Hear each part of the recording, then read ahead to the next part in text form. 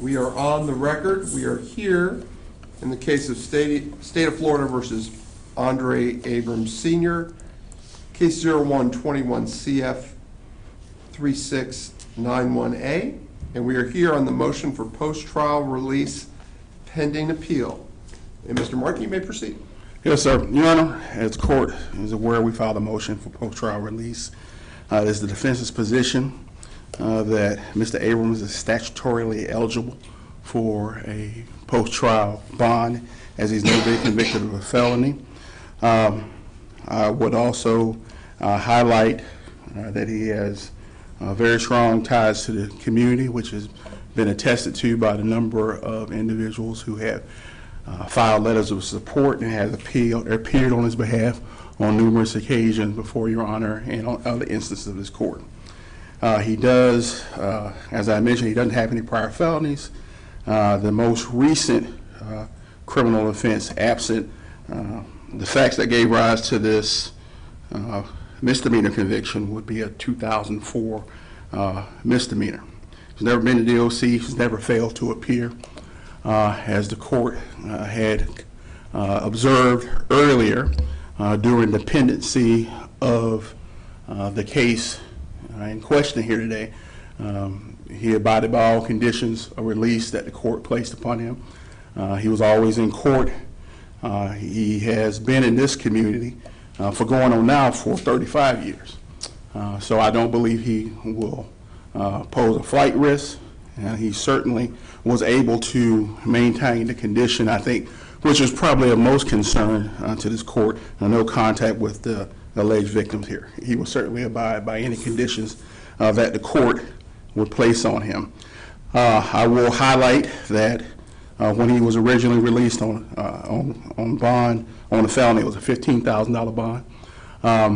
We would ask the court to consider a bond of, given the nature that there's a single misdemeanor conviction, of $5,000 bond, but no more than $15,000. If the court would like to hear some testimony about the ability to pay, Mrs. Abrams is here and she can present that if the court would like to hear from her. Okay. Ms. Abrams?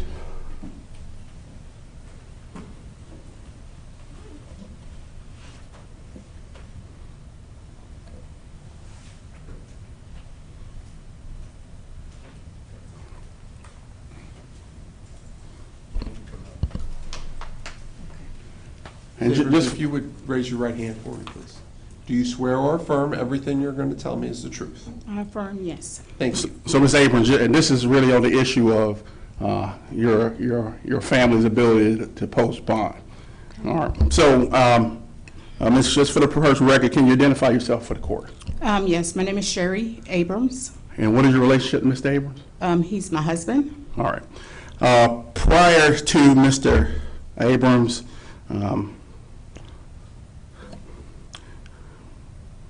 the arrest that gave rise to the charges that brought Mr. Abrams to court, was there a bond in place? Were you aware of that? Yes, there was a bond issue. Can you describe to the court how you went about, who did you have the bond with? Rodney Long. Okay. Have you been in contact with Mr. Long about posting a bond in this case? Yes, I have. And is Mr. Long willing to post a bond in this case? Yes. All right. Can you describe to the court your financial ability to post bond? How much can you pay? The most that I can do is a $5,000 bond for this misdemeanor case. That's the most I can do. Can you give the court some idea about your financial resources, at least the families? Yes, I'm employed, and my son was willing to assist me if I needed. So it'll be between he and I to come up with the. So how much are you able to put towards that $5,000 bond? $500. All right. And your son? He was going to give me $250, and I would come up with the other $250. All right. So that represents 10%. Yes. All right. All right. Thank you. Okay. Thank you. Ma'am, if you could just hold on 1 second. 10% of 5,000 would be 500, right? Right. Yeah, 500. I have no problem with anything that's been said. I just thought the math was a little off, right? Right. Right. 500. Right. I can do. No. We can do five. Yeah, it'll be five. $5,000 bond 10% would be 500. Right? Yes. But the number you gave me added up to, do you need more than 500 to pay for the $5,000 No, bond? my son, if I ask him for the other part, I have 250, and he was I going to give me understand. the Okay, rest. that makes sense. Thank you. Yeah. Mhm. Thank you. And you may return to your seat. Thank you. Thank you. Your Honor, I don't have anything to add. Okay, I understand I see there are people in the audience, in the gallery. I did review letters prior to the sentencing. If there's anybody here who wants, if you've already made a statement at the last sentencing, or you've already provided a letter, that's fine. If there's anybody who wants to provide a statement, you certainly can. And Mr. Martin, I leave that to you, but I want to let you know that that option is open. Yes, sir. It is not the defense's intention to elicit Okay. any further. Just to highlight that on this issue alone, I don't believe the evidence that's in the record or that will present will demonstrate to the contrary our position that he's not a flight risk, that he's not a danger to the community, and he certainly will return. So I don't think anything will rebut those issues. Understood. Okay. Thank you, sir. Mr. Slavchuk, did you want to make any argument? Frank Slavchuk for the state. Briefly, if I may, Your Honor. If I may, Your Honor, I believe, well, the state's position would be that the court deny the issuance of a supersedes bond pending appeal. I believe it's within the court's discretion to deny bond. There's a standard for when the court may deny the motion for post-trial release.